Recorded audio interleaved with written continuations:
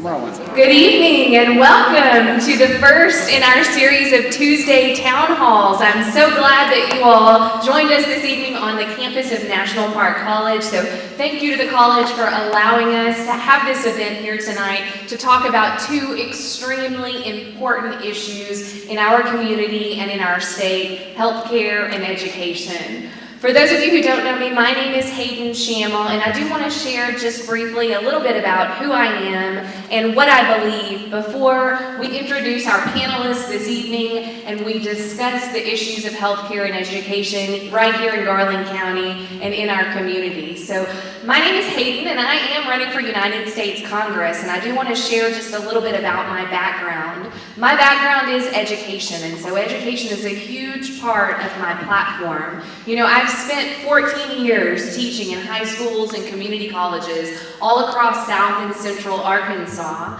I started my career at a very rural school district right outside of Texarkana called Fouke, and I spent 5 years teaching there. That's where I met my husband, who also is in education. He was coaching football there at the time, and I went from Fouke to Arkansas High School in Texarkana, and then went from there to the community college in Hope, and I taught there for a number of wonderful years. I was honored to have been named outstanding faculty by my colleagues while I was at the college, but TC, my husband, and I always knew that we would return here to Hot Springs, his hometown, when we began our own family. And so we've been here now for 6 years.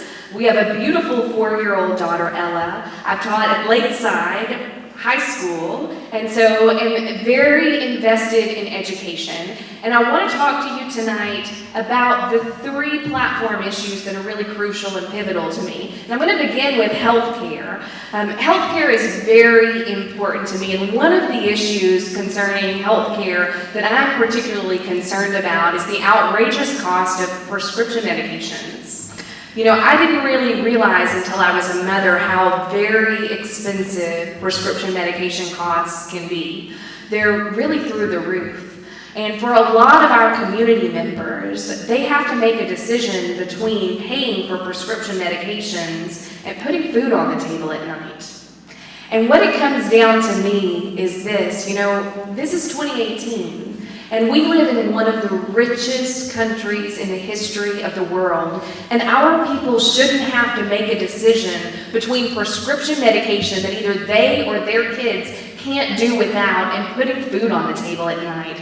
Particularly not when there are things that our elected representatives could do to drive down the cost of prescription medications. One of the things that I'm fighting for is to allow Medicare to negotiate directly with the pharmaceutical companies. That would help lower the cost. We also need to allow for imports on common prescription medications from places like Canada, where they pay half the cost of what we do right here in the United States. And another tactic that I'm seeking to end when I'm elected to office in November is what are called pay-for-delay tactics. And if there are those of you who are in this audience who may be unfamiliar with that, that's where the major pharmaceutical companies go in and they pay off generic drug makers to keep those drugs from hitting the market. And that's a practice that needs to end now. What it comes down to me, for me, is just this: you know, healthcare is a universal human right, and we must fight. We must fight to make certain that the people who live in our community can afford to pay for their premiums and can afford to pay for their prescription medication, and that's what I'm committed to do when I'm elected to Congress. The second issue that's very important to me is obviously education. It's a huge part of my platform. You know, here is my core belief: every child, no matter where they're from, whether they're from a rural school district or whether they're from a more urban area, it shouldn't matter where they're from. Every child deserves the same access to a superior education, and it is time for our elected representatives to stand up and fight not only for our students, but also for our teachers and our communities, because now is the time. You know, public education right now, in a lot of ways, is under attack. And I said this on the day that I announced my run for Congress. Arkansas schools are not for sale. And what I can tell you is this, is that when I'm elected to Congress, I will be a champion for public education for our students and for our people.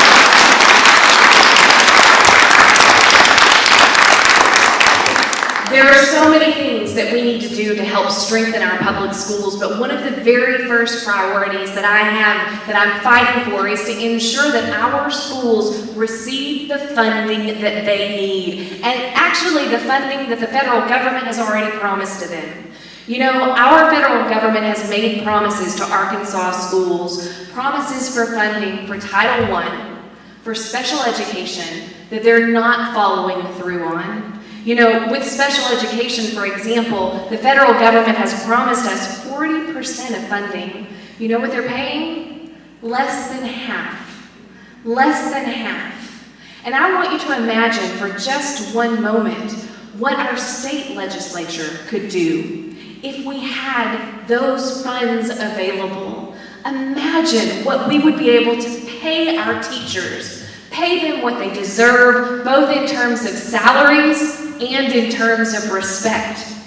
It's time for us to return to a focus of public education, and I promise you that I will fight for those promises that the federal government has made to our schools in terms of funding, because it's time for them to follow through.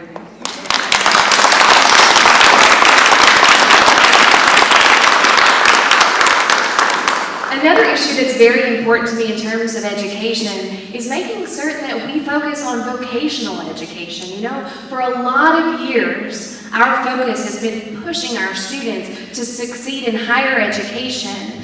And at the same time, we have, in a lot of ways, failed to advise students of other opportunities, vocational opportunities that are right here in our communities all across the 4th District. And it's time for us to return to a focus on vocational education. But above all, my viewpoint on education is that we must push our students to do the very best. And we must fight to make certain that our students have the resources that they deserve. One of the things that I've learned as I've been traveling over the 4th District about education that I didn't really know is that our students in a lot of areas don't have access to basic needs. Things that we would think are fundamental and vital in 2018. For example, just basic cell service. You know, in Hot Springs, that might not be an issue, but when we travel 10 miles outside of Hot Springs, we can't get basic cell service. And for a lot of our kids, that phone that they have in their pocket,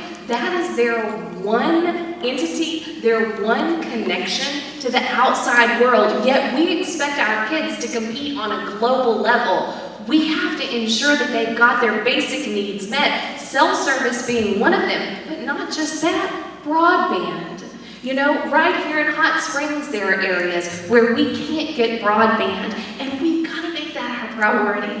I return to this is 2018. Our kids deserve the resources that the kids all over the United States have access to, and it is time for us to start fighting to make certain that they have them. And that's what I pledge to you that I'll do when I'm elected to Congress. And I'll mention one last issue before I close tonight that's near and dear to my heart, and that is the economy.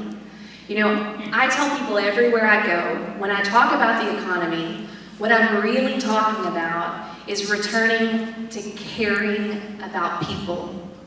You know, our people here in the 4th District of Arkansas, they overwhelmingly live in poverty. 1 out of every 4 children and elderly right now are living in poverty. It is time for us to meet people where they are. And we know that the way that we help people is not by starting at the top and expecting those results to somehow trickle down. We meet people where they are, and we lift all people up. As an educator, one of the things that I've seen is I've pushed students to achieve their very best, to go out and to get a higher education. But do you know what happens more often than not? They go out and they get that higher education. They get that degree that we pushed them to get, but yet they can't come back to their hometowns to get a job because there aren't economic opportunities available for them. It is time for us to elect representatives who have our rural communities' best interests at heart. And we know that the way that we lift people up, any good economist will tell you that we start with education. And so what I'm fighting for is for us to ensure that our kids have economic opportunities right here at home in our rural communities. And I'm fighting for a livable wage for our people, because I'll tell you, it's not fair for our people to have to be working 2 and 3 jobs just to make ends meet. There shouldn't be a category called working poor, and it's time for us to fight for real people, for hardworking people, and that's exactly what I'm going to do when I'm elected to Congress.